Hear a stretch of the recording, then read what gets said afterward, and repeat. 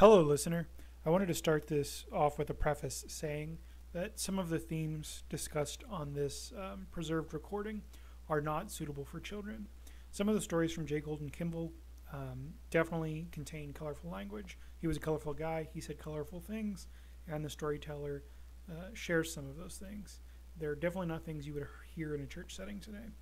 As far as the second half of the record, which starts roughly 25 minutes in after a tone, it does contain some stories of an adult theme, of a marital relations theme. Definitely not something I would advise your children to listen to. The jokes might be beyond them, but if they retold them, that could get awkward. I hope you enjoy this preservation. I found this personally amusing. So yeah, this will start in 3 distinct tones to give you a few more seconds to turn it off if you have children present.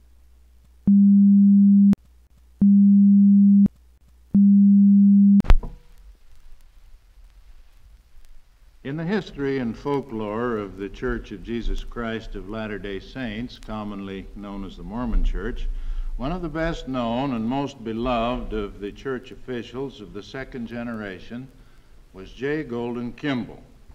A whole cycle of stories cluster about him, and wherever you go in the Mormon country, you find someone who will enjoy telling you some of these J. Golden stories. J. Golden was born in 1853 and died in 1938 at the age of 85. He was the son of Heber C. Kimball, who was one of the early day 12 apostles of the church and was Brigham Young's first counselor. J. Golden was 6 feet 3 inches tall, 75 inches tall, and as thin as a toothpick. And he had a high, squeaky voice to match his figure. One day as he was walking across the street in Salt Lake City, there by the Temple block, walking with his cane, a couple of teenagers in a hot rod whizzed down the street and just ticked him as they turned the corner and went off down the street, and old Brother Golden shook his cane at him and he said, "You son of a bitch! Have you no respect for the priesthood?"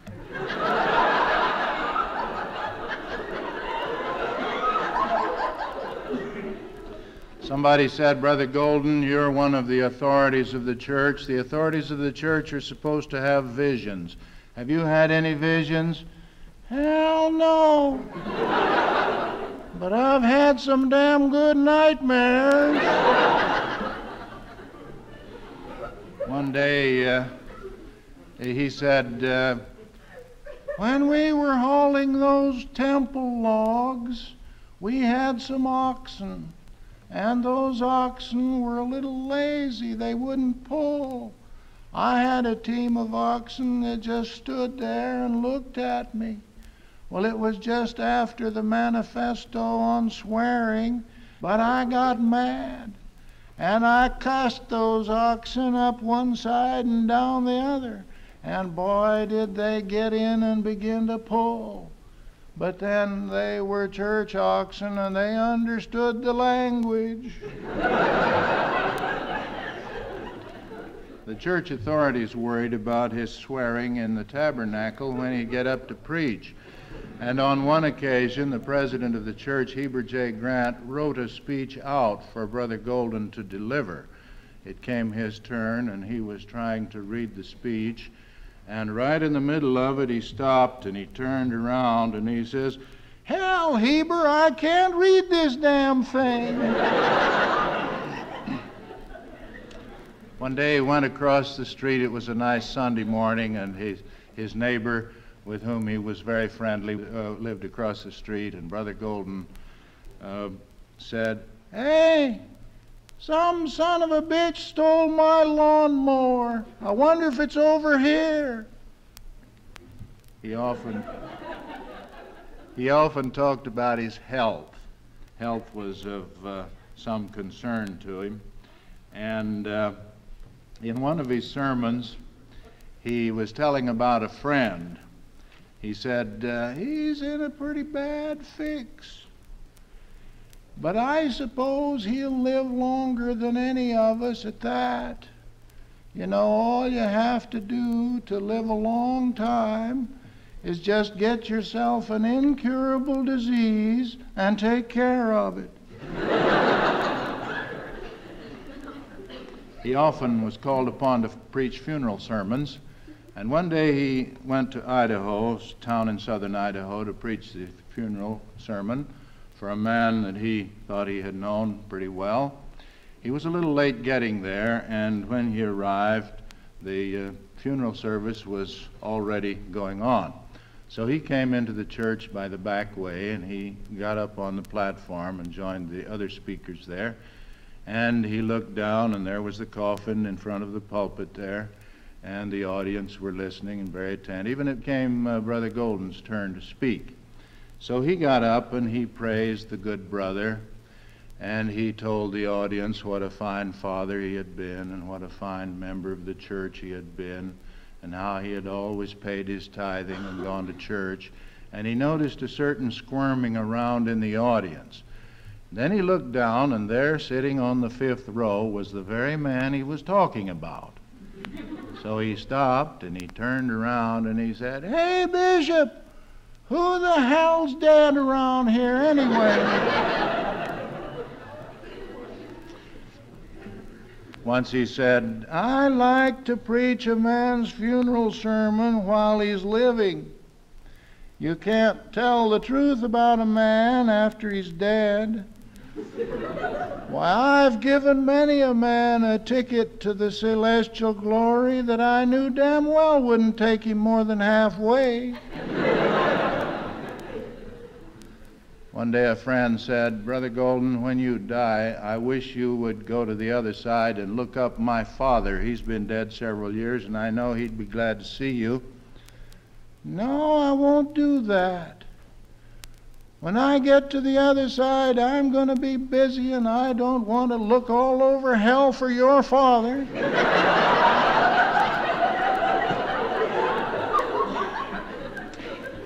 He was in San Francisco one day preaching a funeral sermon, and he was describing the great virtues and talents of the man who had died. And he concluded, "I know he was a good man. He paid his tithing regularly. He sent his sons on a mission for the church. He lived the gospel. And what's more, brothers and sisters, I know he was a good man. He always read the Deseret News, and it takes a damn good man to do that." Sometimes he had to sit through the conferences and wait his turn to speak. The people knew of the danger of letting him speak, and sometimes it never did come his turn. On one occasion, he had been sitting there for 3 days, and finally he did get up. He said, "I've been hanging on the hook so long during this conference, I'm nearly worn out. I had some wonderful thoughts for you, but they've all oozed out of me by now. When I came into the tabernacle yesterday, I was met by one of my old friends. He said, 'Why, hello, Golden, I thought you were dead.' Now, I want to notify all my friends that I'm not dead. I know it's a hard time getting that way, but when I die, I want a brass band, lots of noise. People will say, 'What's that? Who's dead?' Why, Kimball's dead. And then they'll know that I'm all right."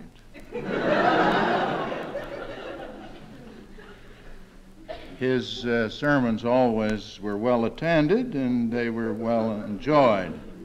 He had a unique way of getting the attention of his audiences. On one occasion in southern Idaho, he and the president of the church, Heber J. Grant, were speaking to the ladies' auxiliary. There were about 300 women in the audience, and it was a warm afternoon. President Grant had just given a long statistical report on the condition of the church, and all the ladies were asleep. So Brother Golden got up and he said, "My dear sisters, there's not one man in 1,000 who knows how to treat a woman right." And they woke up because they thought they were going to hear something good. And he went on and he said, and I want to add that there's not one woman in 1,000 who knows when she's being treated right. Another time, he had a group of young people in his audience, and he came to the pulpit, and he stood towering above it for a long, silent minute. And then he leaned forward and pointed his finger at them, and he said, "Go to hell. Go to hell. That's where you go if you don't change your ways." And then he preached them a pretty good sermon. One day in the tabernacle, he said, "I can never speak in this tabernacle unless I'm under the influence of the Holy Ghost." Another time he said, "I'm happy this morning. I'm just as happy as a man can be with rheumatism." One day he was talking to one of the men's auxiliary groups, and he said, "How many of you men in this room would lay down your lives for your church?" And every hand went up. "All right. Now, how many of you will donate 50 cents to the Seventies fund?" So they all had to kick in. Once he said, "If I had $1 million, I'd be the most sought-after man in this church, but I haven't got it, damn it." One day in a men's priesthood meeting, he said, "When I look over this body of men, I don't see that you're particularly distinguished. You don't look much better than I do, and I'm only a remnant of what I ought to be." One evening, just before going to church, Brother Golden was all dressed up in his fine Sunday best with his silk hat and his silk vest and his fine trousers. But he remembered that the calf had not been fed. And so he went in and got a bucket of milk that had just been brought in from the barn. And he took this warm, sudsy milk out to where the calf was. And he put it down in front of the calf, and the calf jammed its nose down into the bucket, of course, clear to the bottom, took a big drink, and then the calf raised its head and shook foamy milk suds all over Brother Golden's fine Sunday clothes. And Brother Golden said, "If I wasn't trying to live my religion, if I wasn't trying to hold my temper, if I wasn't trying to give up swearing, I'd take your goddamn head and push it through the bottom of this bucket."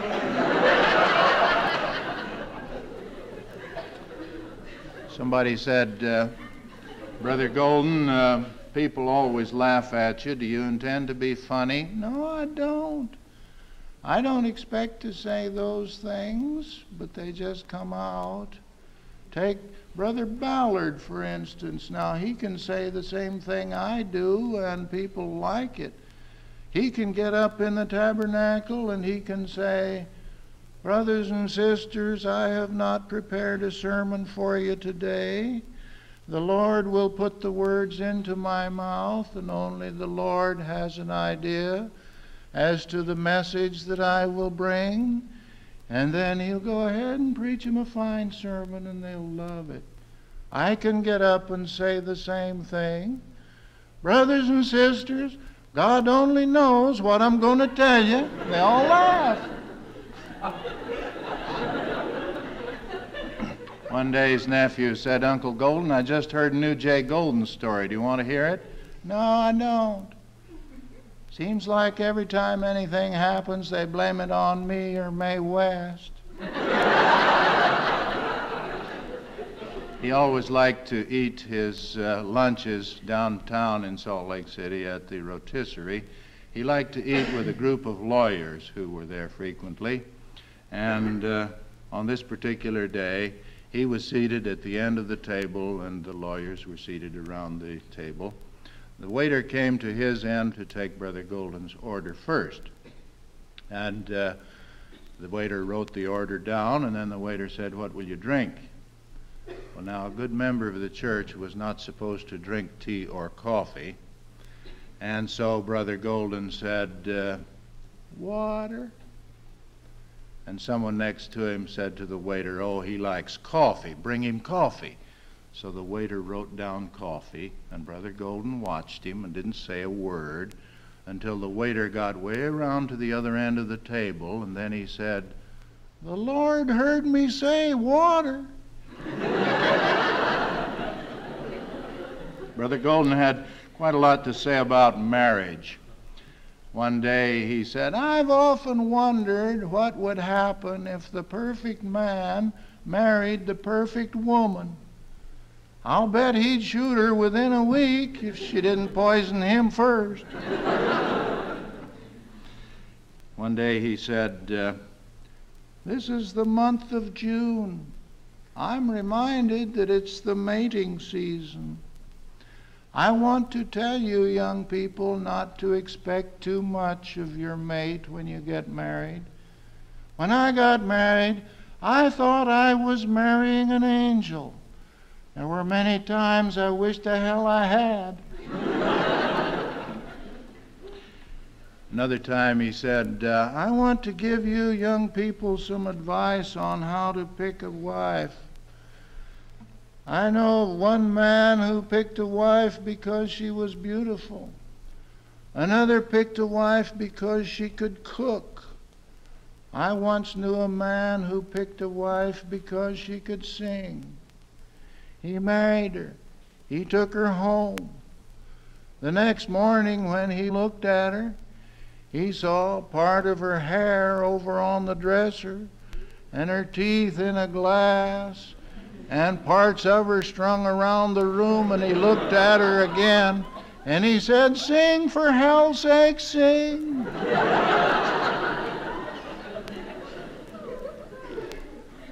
Senator Reed Smoot was also a member of the 12 Apostles of the Mormon Church, and he spent many years in Washington. His wife died there, and as the years went by, he found himself getting lonely, and he decided to take a younger wife, a member of his office staff there, and she was a young woman, and he didn't think it would be quite right for him to take another wife without clearing with the authorities of the church back in Salt Lake. And so one day when he was back in the church office building, he went in to see President Grant about it. And President Grant said, "Why, Reed, I think that's a good idea. I think you need a young wife. It'll wake you up and bring new life to you, and I would approve. And what's more, I'll be glad to give you my blessing." So Senator Smoot was very pleased, and as he was striding out of the church office building, he met Brother Golden at the door coming in. And they greeted each other, and Senator Smoot said, "By the way, Golden, I've been talking with Brother Heber about my forthcoming marriage. He's going to give me his blessing. What do you think of it?" "Well, Reed, I don't know about that, Reed, now. I don't know about that. You must remember that she's a young woman, and you're an old man, or fast getting that way, and she'll expect more from you than just the laying on of hands."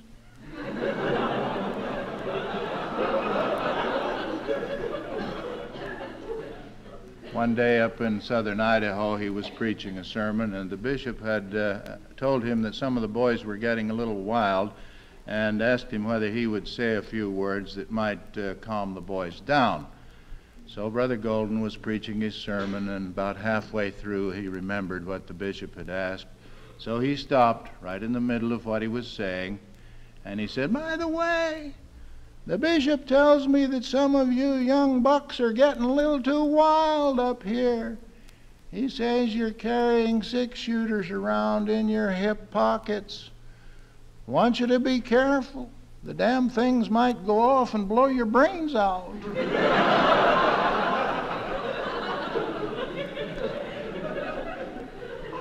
One warm spring Sunday morning, he was preaching in a small southern Idaho town, and he felt good, and the audience felt good, and Brother Golden was carried away. He began to tell them what a wonderful town they had, and he promised them that if they lived the gospel, that this town should grow. It would become a metropolis of trade. It would become very prosperous. Temples of learning would rise, the railroads would come, and the desert there would blossom as the rose, and the people loved it. And then after the sermon was over, he was supposed to take dinner with the bishop, but the bishop couldn't find him anywhere. They looked all around, and finally, out in the barn was Brother Golden pounding his head against a stall. "Why, Brother Golden, the chicken dinner's ready. Come on in. We're waiting for you. What's the matter?" "I shouldn't have said it. I shouldn't have done it. I was carried away. There's not one damn chance in hell of it's ever coming true." He was speaking to a small, intimate group of friends once, and he said, "I believe that the age of miracles is not past. The Lord does speak to us in these latter days. That was proved to me when Brother Richard was chosen to be a member of the 12 apostles. Only God would have chosen him. No human being in his right mind would have picked him." One day he said, "You young fellows, I want to advise you to go down to the patriarch and have your patriarchal blessing and find out what's in store for you if you live the gospel the way you should. When I was a boy, I did. I went down and had my patriarchal blessing. And the patriarch put his hands on my head, and he said, 'Brother Golden, verily I say unto you, you will live the gospel. You will become a pillar of the church. You will preach the gospel to every nation, kindred, tongue, and people. And the church will be proud of you. Verily I say unto you that you are truly your Father's son.'" Now that's always been a great comfort to me.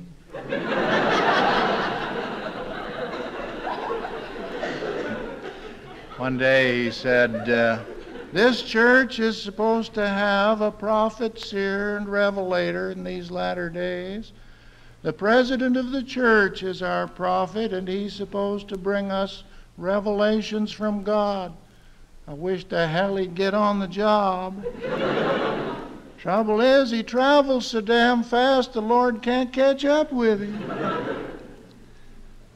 One Sunday morning in southern Utah, he had delivered what he thought was a pretty good sermon, and afterwards all the people were standing at the door to congratulate him, all except one woman who stood out by the front gate by a little ditch bank there.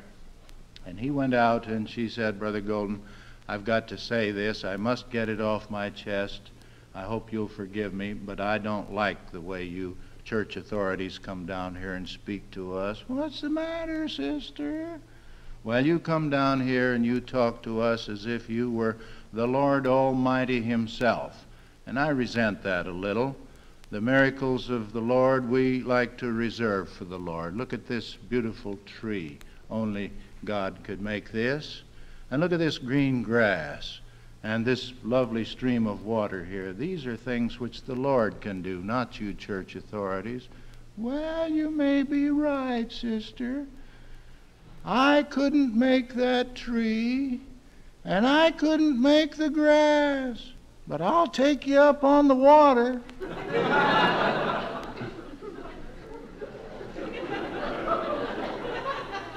One day he said, "I believe in being honest, true, chaste, benevolent, and virtuous, and doing good at all times. What can you do with a man who is a cheat and a liar? You can baptize him every 10 minutes, but it won't do him any good unless you hold him under."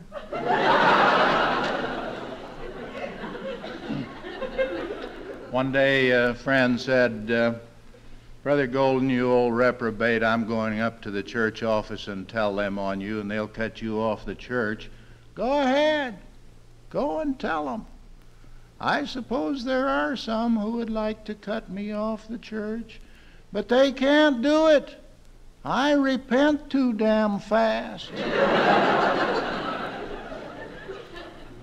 One day, as he was getting old and feeble and hobbling down the street in Salt Lake, somebody said, Brother Golden, how are you?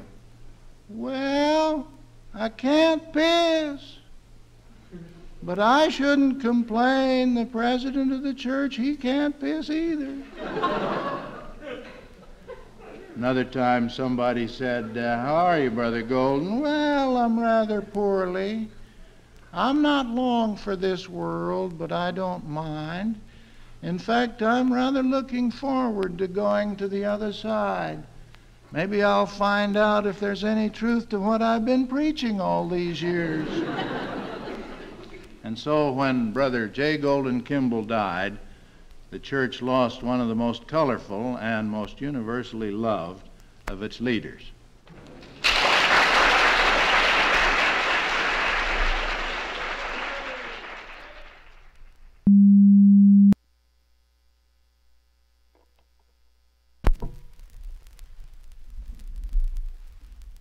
In the early days of the LDS Church, that is the Mormon Church in Utah, there was a great wave of immigration of newly converted church members from Northern Europe, particularly from the Scandinavian countries. Brigham Young sent most of the Scandinavians to the same region in southern Utah so they could be together. That's how it happens that in one or two counties, particularly in Sanpete County in Utah, the population is predominantly Scandinavian, Danish, Swedish, and Norwegian. A generation or two ago, Danish was readily understood, and many old-timers still speak Danish, or they speak English with a strong Danish accent.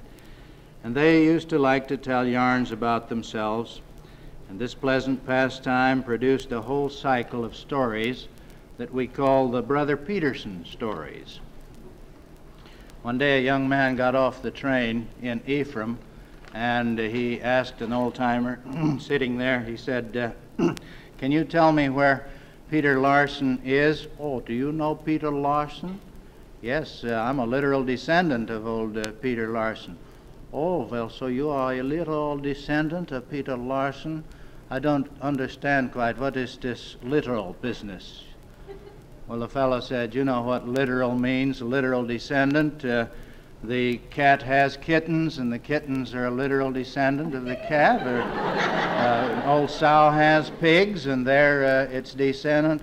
Oh, now I know what you mean here. It's when they come in litters. The people of one of those Scandinavian towns were very eager to get the railroad. And they pulled all the political wires they could, and they promised the railroad company just about everything. And finally, the railroad came through, and the old farmers turned out with their scrapers and their teams to help build the railroad. And finally, it was working, and everybody was happy. But old Brother Petersen's cow one day wandered over on the track, and the train struck her, and she was killed. So the adjuster came around to talk to Brother Petersen about the cow and the value of the cow and the value of the accident. And finally, they agreed. The adjuster said, I think this accident should be worth about $50, don't you? And Brother Petersen agreed that it should. And so the adjuster went away. And when he came back, he brought a voucher, only it was not for $50, it was for $100. He had been thinking about it, and he thought how good a cow it was and how fine the old man had been about the accident. And so he handed him the voucher, and the old man says, what is it, this voucher business now? You tell me, what is this voucher? And why is it $100? Well, the adjuster said, I think that this accident should be worth $100, although we did agree on $50. No, sir, the old Dane said. I noted that was a very valuable cow, and I'm very sorry that this thing happened, and I am sorry to put the railroad company to all this trouble, but we agree on $50 and I will not pay you a cent more.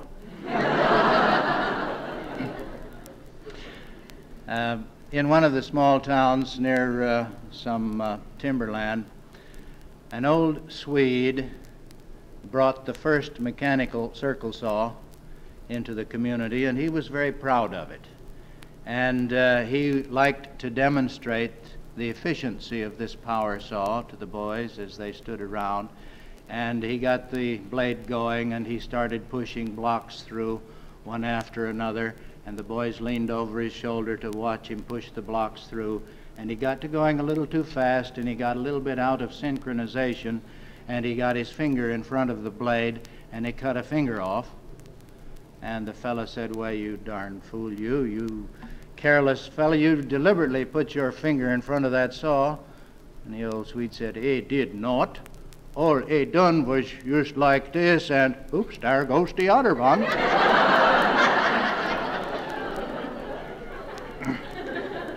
One night the city council was arguing about putting a fence around the cemetery. And the old Swede got up and he says, "Well, now here we are talking about this thing. I don't think we should have a fence around the cemetery anyways. After all, them that is in there, they can't get out, and them that is on the outside, they don't want to get in, so that don't leave us much to speculate on, does it?" There was one old Swede who lived in polygamy.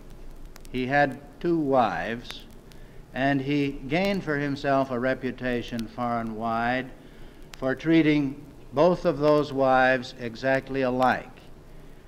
Now, in polygamy, this was not easy to do, and many people were unhappy because of unequal treatment among the wives. But this particular old Swede enjoyed his reputation. Every time he would buy a new dress for one wife, he would buy a new dress for the other that cost just as much. If he bought a horse and buggy for one, he would buy a horse and buggy for the other. And as the years went on, his reputation grew greater and richer. And then one day, one of his wives took sick and died. They took her to the cemetery, and she was buried there in the little family plot in which there was room for 3 graves, and she was put on one side. Then, for some inexplicable reason, in a few weeks, the second wife sickened and died, and they took her to the cemetery and put her in the little family plot on the other side, leaving the space in the middle for the good brother. Well, it wasn't long after that until he became ill, and it was decided that he was on his deathbed too. And his friends came around to see what they could do for him, and the bishop came in to see if there was some last request. And the old Swede looked up at him and he says, "Yeah, sure, Bishop, there is one thing. He would like to ask just a little favor between you and me. You know, in a day or 2 I will die, and you will take me out to the cemetery and bury me there between my 2 wives. Well, just as a little favor to me, tilt me a little towards Tilly."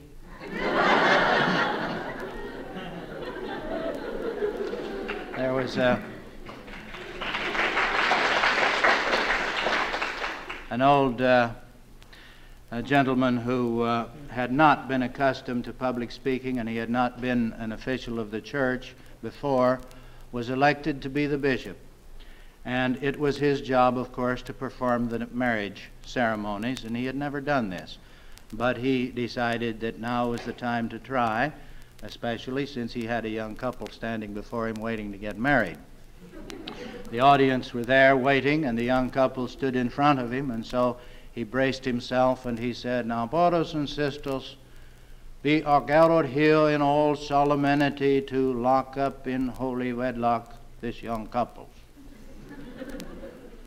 Brother John August Anderson, do you take Sister Helena Ganetta Rhodes for sickness and complaining and all that?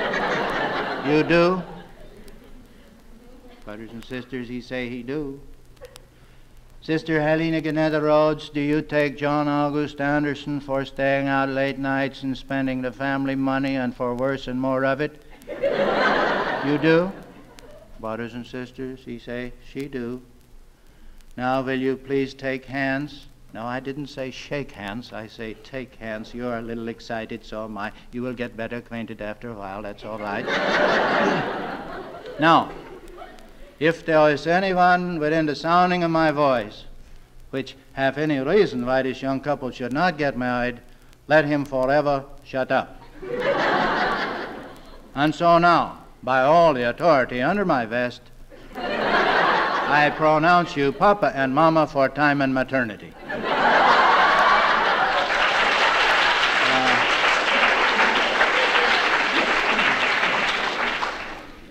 One day the bishop was waited upon by old Sister Hansen and Brother Jorgensen. They wanted to get married. She was 78 and he was about 80. And the bishop asked them why they wanted to get married at this time in life. And they explained that each of them had a certain amount of property and no one had anyone to leave it to, and they would like to get married and have an heir to leave their property to, besides having some company for their old age. And the bishop looked at them for a moment and he says, well, now, my dear friends, I want to say just one thing here. He says, you may be air-minded, but you ain't air-conditioned.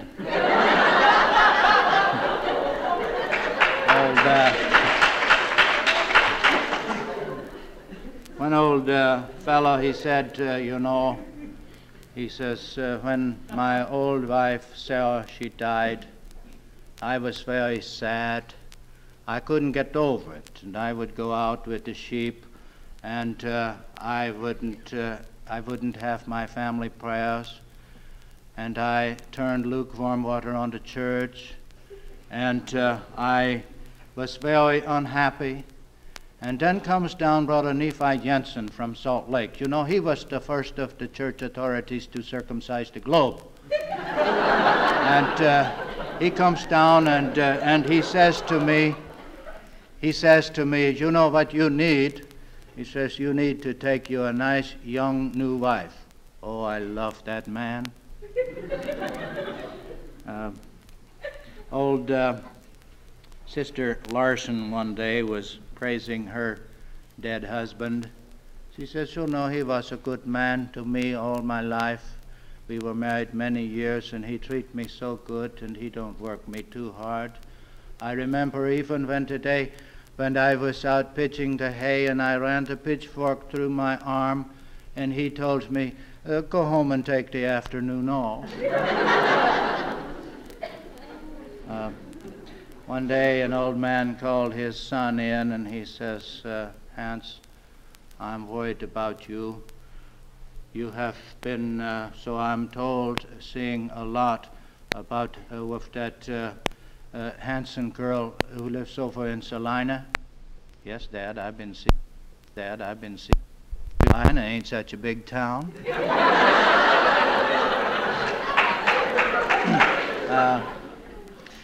One day in one of the towns in San Pete County, there was to be an ecclesiastical trial. It seems that Brother Larson had been a little too attentive to Sister Petersen while her husband was away on a mission. And this was a bad thing, and if guilty, Brother Larson would face excommunication from the church. Brother J. Golden Kimball happened to be down there at the time, and so they asked him to sit in and listen to the church trial as it proceeded. And the bishop was asking Brother Larson the questions, and he said, Brother Larson, it's been testified that you've been a little too attentive to Sister Petersen while her husband was away on a mission. Well, yes, Bishop, that I have. I have been a good friend to her, and that is all right. I think I'm not guilty of anything wrong.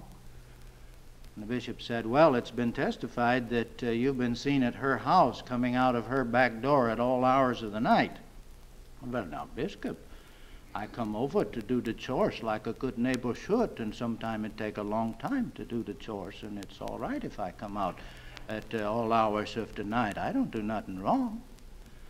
Well, the bishop said it was testified that you were seen coming out of her house at 6 and 7 in the morning. You'd been there all night. Well, now, Bishop, maybe I have to be there all night sometimes, but you know it takes a long time to do the chores, and I am not guilty of this bad thing which you accuse me of, not at all.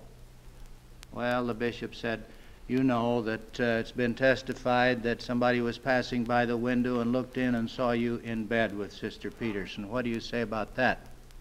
Well, now, Bishop, maybe somebody do walk by the window, and maybe they do look in and see me in bed with Sister Petersen. But I want to deny this awful thing which you charged me of. I didn't do nothing wrong, and I'm not guilty. And just then old Brother J. Golden unwrapped his legs and stretched, and he said, I move that we excommunicate the brother. It's obvious that he does not have the seed of Israel in him.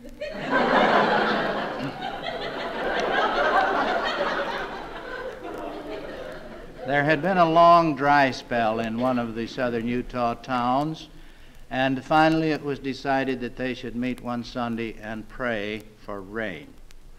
And one after another they prayed, and finally it came Brother Petersen's turn, and he got up and he says, brothers and sisters, we are gathered here on this great occasion to ask the Lord's great blessing. We are here to pray for rain.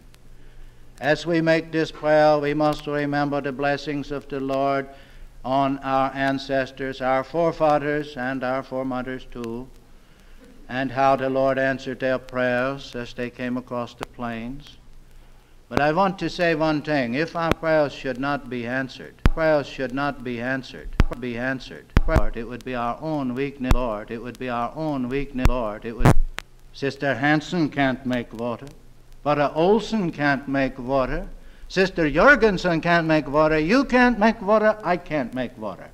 This we must leave up to the Lord and His Son, Jesus Christ. Amen. And another time on Testimony Day in church, the folks were telling about how good it felt to live the religion. And one old lady got up and told that she never drank tea or coffee or anything stronger, and she had good health. Her stomach was in perfect condition, and this was more than she could say for some members of the congregation.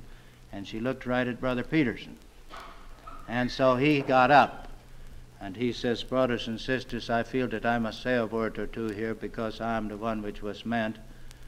And I want to admit that it is true that sometime I do drink coffee and tea, and sometime I drink things that are a little bit stronger than tea or coffee, but it haven't hurt my health none. I want to say now that my stomach is all right, and I want to tell Sister Jorgensen that I will put my stomach up against hers any day.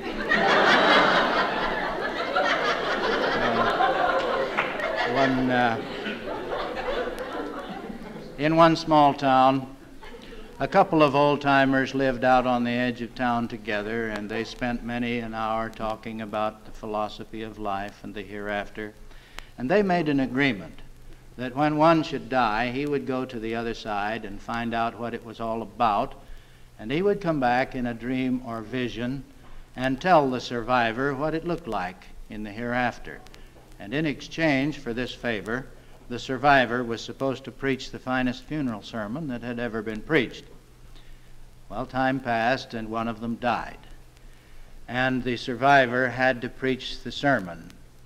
Probably the wrong one died because the survivor hadn't had any experience preaching funeral sermons, but he had to go through with it. So the corpse was laid out in front, and the congregation were ready. And the old man got up and he says, brothers and sisters, we are now come here to pay our last, to say a few words anyway, for our departed friend here. Now he have left our great company, and he have gone to the great behind. He have gone now to dwell among the holy angles. What we see lying here before us is only the shell. the nut half flew the coop.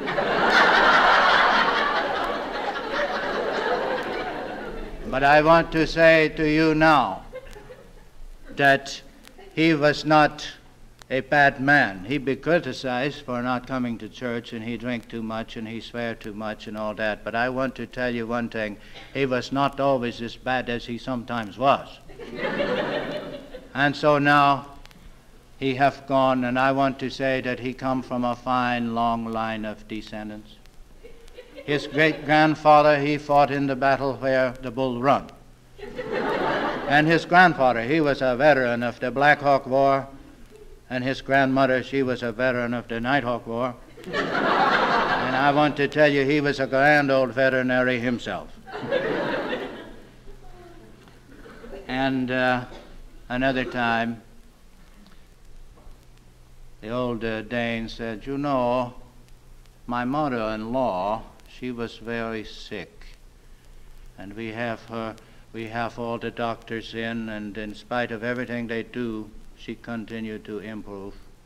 And so one day she says to me, how would you like to help me plan my funeral?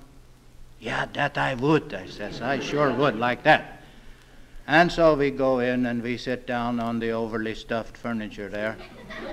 And we talk about the funeral and who should offer the opening benediction, and which of the uncles should preach and who should be the polar bears. And then she says to me, now I want you should pick the closing song. Well, now I don't know nothing about songs for church. All I know is where is my wandering boy this evening, and I won't go home till tomorrow, and songs like that. And then it comes to me right out of the blue, and if that ain't an inspiration, I don't know what it isn't. God be with you if we ever meet again.